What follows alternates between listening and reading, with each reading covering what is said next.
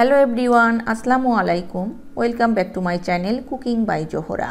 আজ আমি আপনাদের সাথে শেয়ার করব কিভাবে সহজ পদ্ধতিতে ভাজা ভুড়ি ভুনা তৈরি করা যায় সেই রেসিপিটি।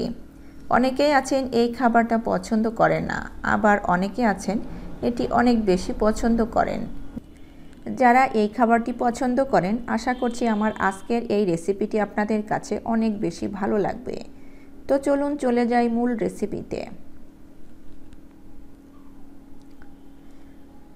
প্রথমে চুলায় একটি কড়াই বসিয়ে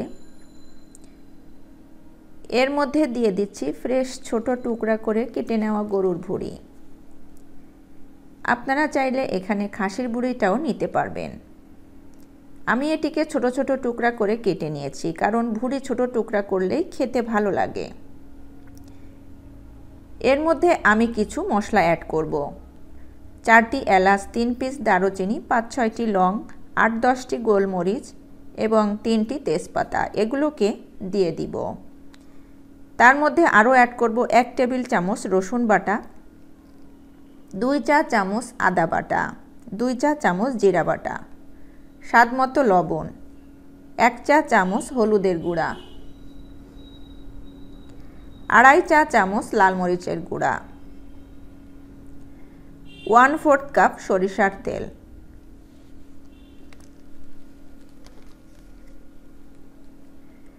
এখানে সরিষার তেলটা দিলে ভুঁড়ির নিজস্ব যে স্মেলটা আছে সেটি চলে যাবে। এরপর সব কিছু একসঙ্গে মিশিয়ে নিব।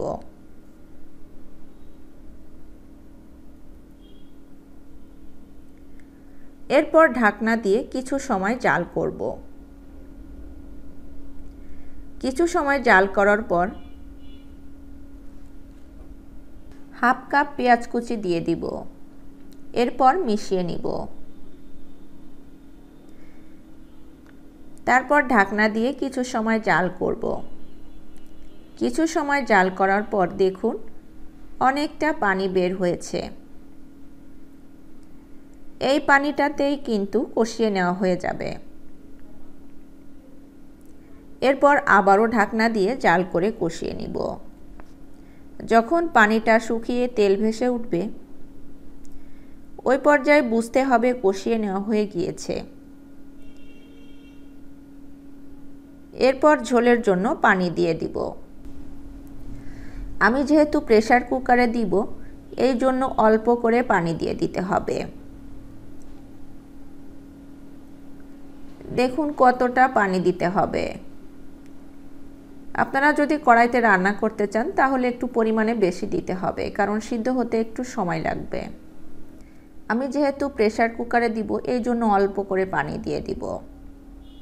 এরপর প্রেসার কুকারে ঢেলে 4টি বাসি দিয়ে নিব। এরপর চুলায় একটি কড়াই বসিয়ে 2 চা চামচ তেল দিয়ে দিব।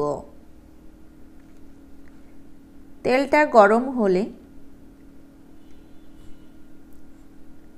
1টি রসুন কুচি দিয়ে দিব।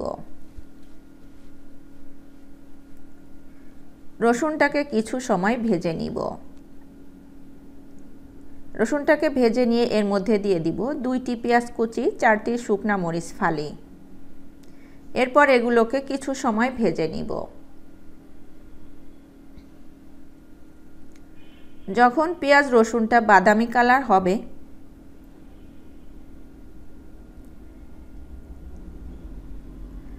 ওই পর্যায়ে প্রেসার কুকার থেকে ভুঁড়ি রান্নাটা ঢেলে দিয়ে দিব।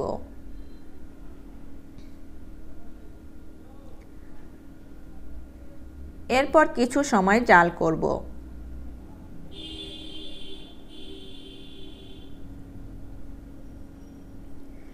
এভাবে জাল করতে করতে যখন অলমোস্ট ভাজা ভাজা হবে, ওই পর্যায়ে হাফ চা চামচ ভাজা জিরার গুঁড়া দিয়ে দিব এবং সব কিছুর সঙ্গে মিশিয়ে নিব। এভাবে যখন ভুঁড়িটা ভাজা ভাজা হবে এবং তেল ছেড়ে দিবে, তখন চুলা থেকে নামিয়ে নিব। রান্না করার পরে এইভাবে বাগারটা দেওয়ার ফলে এই ভুঁড়িটা এত বেশি মজা লাগে, আপনারা না খেলে বুঝতেই পারবেন না। এভাবে রান্না করে সাদা ভাত, রুটি, পরোটা সব কিছুর সাথে অনেক বেশি মজা লাগবে। আশা করছি আমার আজকের এই ভুড়ির রেসিপিটি আপনাদের কাছে অনেক বেশি ভালো লেগেছে। রেসিপিটি ভালো লাগলে লাইক, কমেন্টস এবং শেয়ার করতে ভুলবেন না। সেই সাথে আমার চ্যানেলটাকে সাবস্ক্রাইব করে রাখবেন। আর আপনারা যারা আমার ফেসবুক পেজ থেকে দেখছেন, লাইক এবং ফলো দিয়ে না রাখলে প্লিজ লাইক এবং ফলো দিয়ে রাখবেন। তাহলে আমার কোনো ভিডিও আপলোড করার সঙ্গে সঙ্গে নোটিফিকেশন আপনাদের কাছে পৌঁছে যাবে। ভালো থাকবেন সবাই। আজকে এখানে বিদায় নিচ্ছি। পরবর্তী রেসিপি দেখার আমন্ত্রণ জানাচ্ছি। আল্লাহ হাফেজ।